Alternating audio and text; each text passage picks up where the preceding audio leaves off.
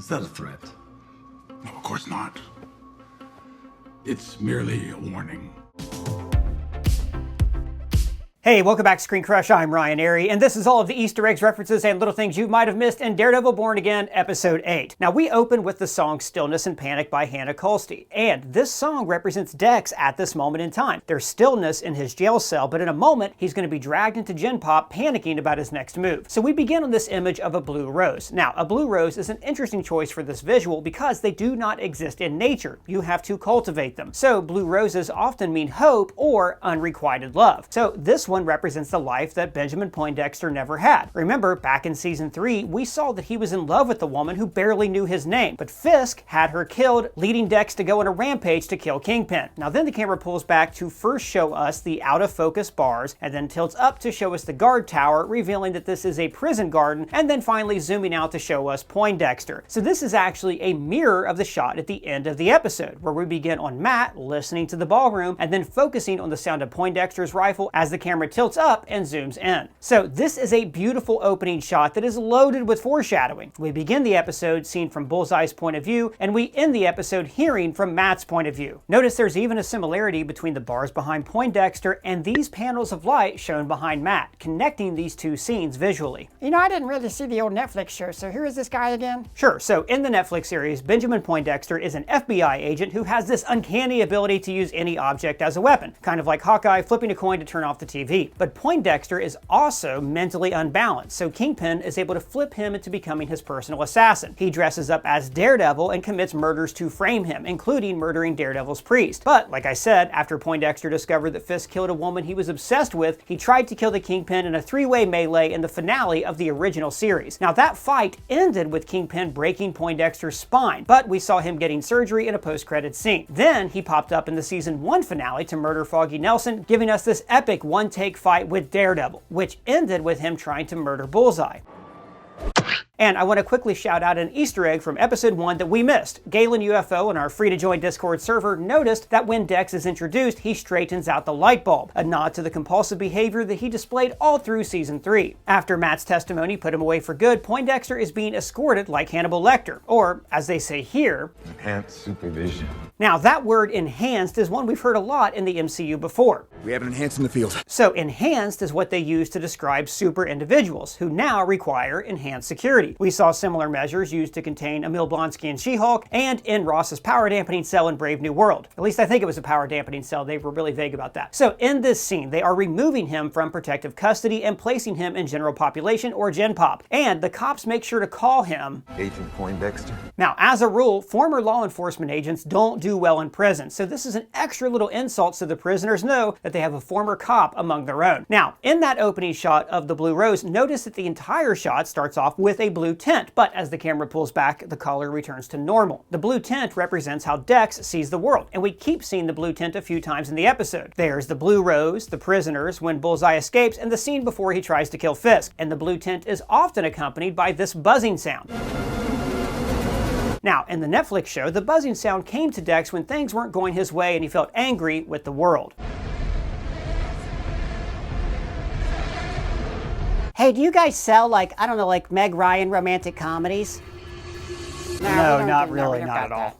Oh, no. I gotta get my mom something nice for Mother's Day. Well, then why are you getting her a movie? What kind of son are you? Yeah, you mother-hating piece of crap. Whoa, Doug. Your pills? I think what Doug means to say is that if you want to get your mom something unique and fun for Mother's Day, then get her something special, like this Suncatcher necklace. It's made from rose gold and amethyst, and it's made by Holzkern. They're the sponsor of this video. Holzkern is one of my all-time favorite sponsors on this channel because they make such cool, unique accessories. For instance, look at my Space Dust watch. It's made from walnut and marble. Or these sunglasses, the Radiant M. They're made from walnut and antique silver. Wow, you look like Matt Murdock. Now, what I love about Holzkern is that you cannot find these items anywhere else, so this is truly a unique gift. At their workshop in Vienna, they make everything in small quantities to ensure high quality. Plus, they offer free worldwide express shipping, and they even pay the customs fees for you. So, if you want to get a gift in time for Mother's Day, or just get something for yourself, use our discount code ScreenCrush15 and click the link in the description to get 15% off. This is a great deal that you don't want to miss. Now, back to what I was saying. Back at Red Hook, we find out that Wilson's ass-kissing a couple episodes ago has paid off. His condo project is happening with both public and private funds. And he's reconciling with Vanessa, finally acknowledging and thanking her for running the store while he was away. And she replies, "That's why it's so hard to understand why you'd throw it all away." But Fisk explains that he is not throwing out his empire, he wants to transform it, and this has always been his goal. In Daredevil Season 1, his end goal was to clean up the city after the Chitauri attack, but he used crime to fund this dream. As usual though, Fisk's story is closely intercut with Matt's, who is staring out of a window and thinking about the aftermath of his fight with Muse last episode. Now, like in a normal, heroic story, Matt should be elated right now. The hero just saved the girl from the bad guy and they should be living happily ever after. But instead, Matt's double identity has created a rift between them. Heather doesn't know that Matt saved her and she is still reeling from her personal guilt. "I killed him, Matt." But she is unable to process the idea that she is a murderer, so she transfers that guilt and blame onto Daredevil. That violence, it just transfers from Daredevil to Muse. Now what she's talking about here is a form of escalation. You know, it's what Commissioner Gordon warned Batman about at the end of Batman Begins. We start carrying semi-automatics, they buy automatics. We start wearing Kevlar, they buy armor-piercing rounds. But I think that Heather has a point here. Bastion started to see vigilantes on the news, people like Daredevil and White Tiger, and he realized that if they could wear another face and be called another name, then so could he. A mask does protect your identity, but it also protects you from consequences. But Heather's guilt is so extreme, she's also twisting reality to make herself the hero. I saved me. They were both out there for themselves. Now this is the same twisting of reality that we have seen with the Kingpin this season, when he's tried to reframe his history as an honest businessman who was being tormented by Daredevil. He had me unjustly arrested. He took down my entire business. But Wilson keeps his real self buried, and I loved the reveal that Adam was actually locked away in Red Hook. Now, Red Hook is the place where Wilson has chosen to be ground zero for his revitalization of New York. It's his most outward-facing legitimate enterprise. And yet, buried beneath his shining white buildings, there is a red brick dungeon that is hiding his greatest ugliness. Now, remember that contrast of red and white because it's going to recur again and again throughout the episode. For instance, he and Vanessa walk past the painting, Rabbit in a Snowstorm. So this painting is loaded with symbolic meaning. Vanessa sold it to Wilson when they first met, and the various shades of white reminded him of the wall his father would make him stare at while he beat his mom. How does it make you feel? It makes me feel low. The shades of white are like Kingpin's dream of a clean city. Vanessa even compared his vision for the city to the work of an artist. Rebuilding this city. I want to carve something beautiful out of its ugliness.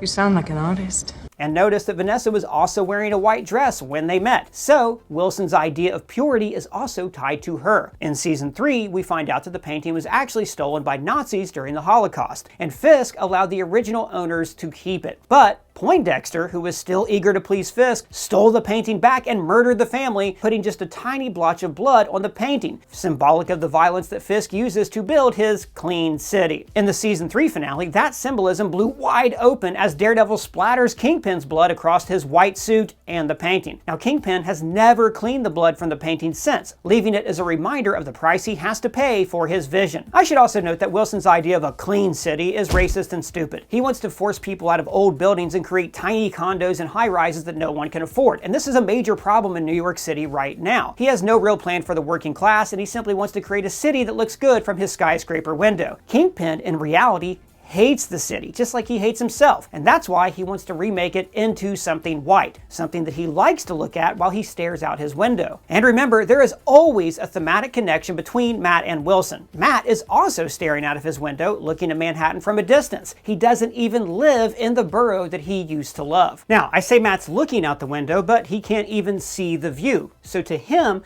the city is more about the people who live in it, the actual human connection, than how it appears from the outside. But back to Adam. Wilson explains to Vanessa why he can't let him go. I see his hands, it's unbearable.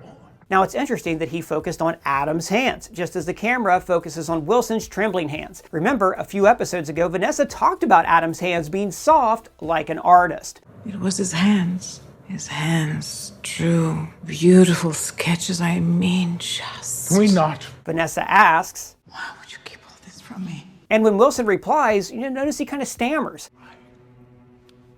I am better than I was. He's like a kid who was just caught by his mother. This is going back to D'Onofrio's two-word description of this character: monster and child. And this moment of revelation is interspersed with Matt discovering that Heather has Kingpin for a client. So when Matt says, Heather, you must see he's trying to use you. we cut to Adam, who Kingpin has been using as an outlet for his rage. So here we have two scenes where couples are discovering a secret that the other is hiding. In Matt's case, this drives them apart. But in Wilson's case, this is bringing him and Vanessa closer together. Now she kills Adam because she knows that they had no other choice, that he would run off and tell the authorities what the mayor did to him. But this is also a final show of her devotion to Wilson and his dream for Red Hook. They are literally killing the past together. And our co-writer Ethan Ink pointed out that this scene is also very much like the myth of Orpheus and Eurydice, where their love can only exist if they complete a trial. Fisk even says, If I cannot be with you, Vanessa, I cannot be.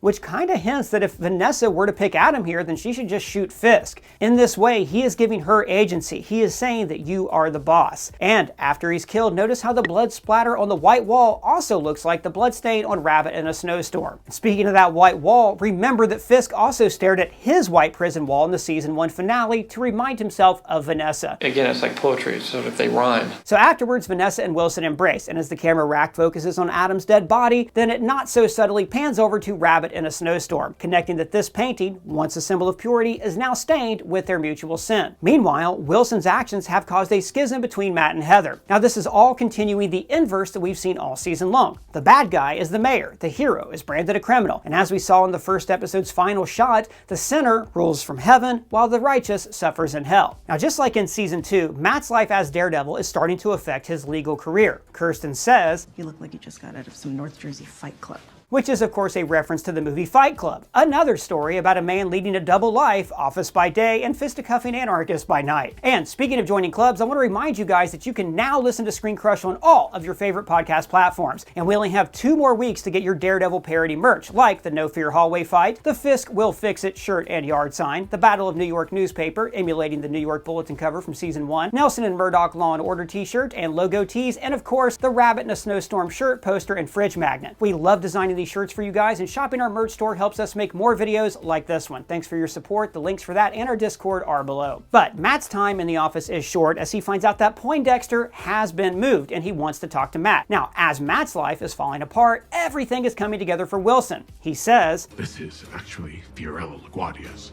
desk.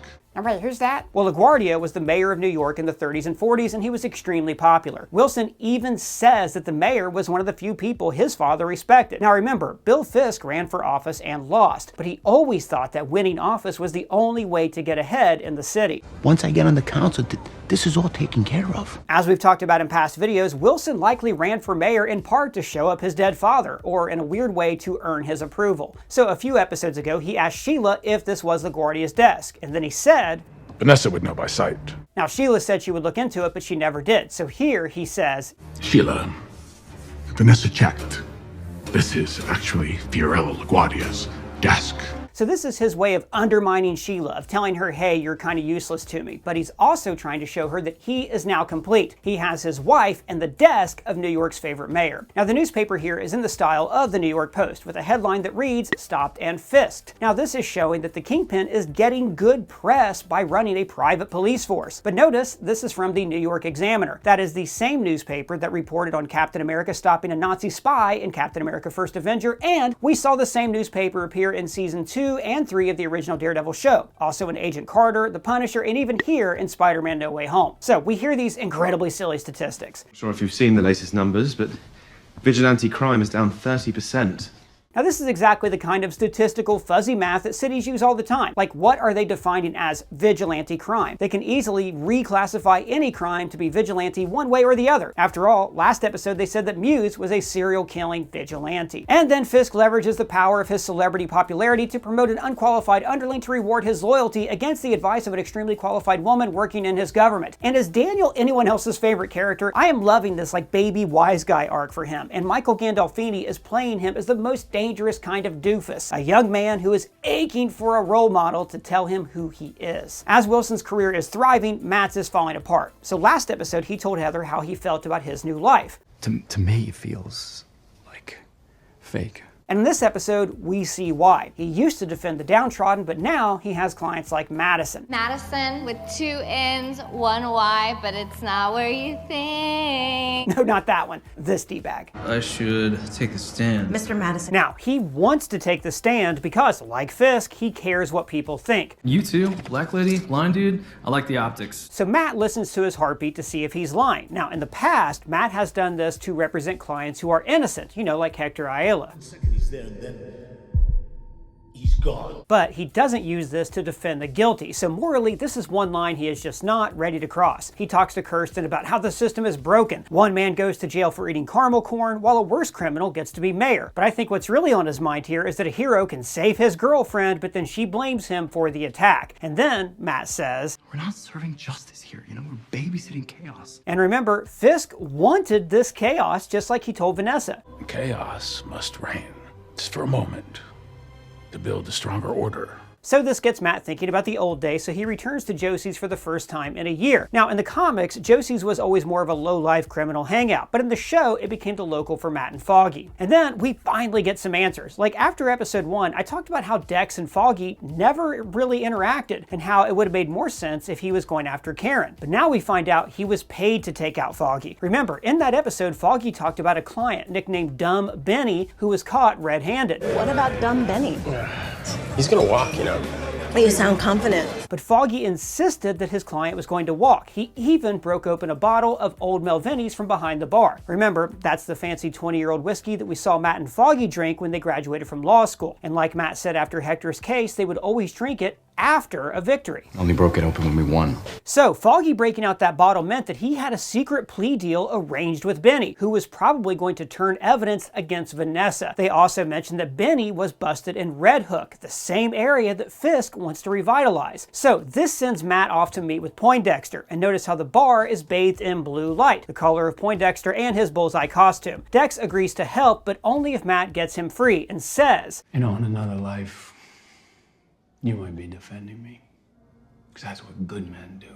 So this line has a couple of meanings. One, remember, Matt already said that he does not think that he is a good man. Guys like you and me, we could work a lifetime and never measure up to his decency. But also, the episode ends with Matt doing exactly this, defending his enemy, but we'll get into that ending a little later in the video. But Dex's real plan was actually to goad Matt into violence. Never start with the head. The victim gets all fuzzy. Afterwards, he says, thank you, counselor. Because Matt just knocked his tooth loose, giving him the weapon he needed to escape. And Matt then throws down the perfect comeback. You. Then we go to the Fisk Victory Lap Gala, playing in the Four Seasons Oh What a Night. However, the gala has an underlying violent undercurrent. There are armed task force members everywhere, including a sniper watching them from above. Now at the party, we again meet Jack Duquesne. Now remember, in the show Hawkeye, he was engaged to Eleanor Bishop, and then it was revealed that she was secretly being forced to work for the Kingpin. So, the last time Jack saw the Kingpin, he lorded his wealth and influence over Fisk. This project simply doesn't align with our interests. And Artemis, the woman he's talking to, was especially rude to Fisk. You may have a seat at the table right now. For a couple of years anyway. But the people in this room still decide who gets to eat. But at this gala, notice her husband isn't here, and she suddenly changed her attitude. That's not to offend him. So clearly, they either kidnapped her husband or beat him up so bad that she decided to bend the knee to the Kingpin. Now, because Jack was engaged to Eleanor Bishop, he has first-hand knowledge of how Fisk uses violence and blackmail to control the wealthy and powerful, so he knows exactly what is happening here. This is part of a one-take shot that runs for about 1 minute 10 seconds. We start on Daniel and BB, and then see a very bored and irritated Gallo, then over to Jack and Artemis for their conversation, and then finally, the camera pushes into Heather trying to call Matt. This is a great bit of table setting for this gala to let us know who the players are and where they stand. When Wilson and Vanessa enter, we are first focused on their held hands to show that they are finally together again. I mean, their entire story this season has built up to this one moment when they share the power of the city together. And then there's the spotlight shining above them, almost like a divine light shining onto Wilson. Fisk is wearing all white, like his classic suit in the comics and again like his wedding tuxedo in season 3. Now, he started off the show always wearing gray suits as he tried to play the middle, but now he is in his full villainous comic book white uniform. Now, in the original wedding scene from season 3, Vanessa also wore white to symbolize her purity, but now Vanessa wears a flowing red gown that almost looks like a splash of blood, showing how she is now tainted with the violence of her husband's business, and the two of them together are a living recreation of the bloodied rabbit in a snowstorm. She tells Heather, "Sins of the past are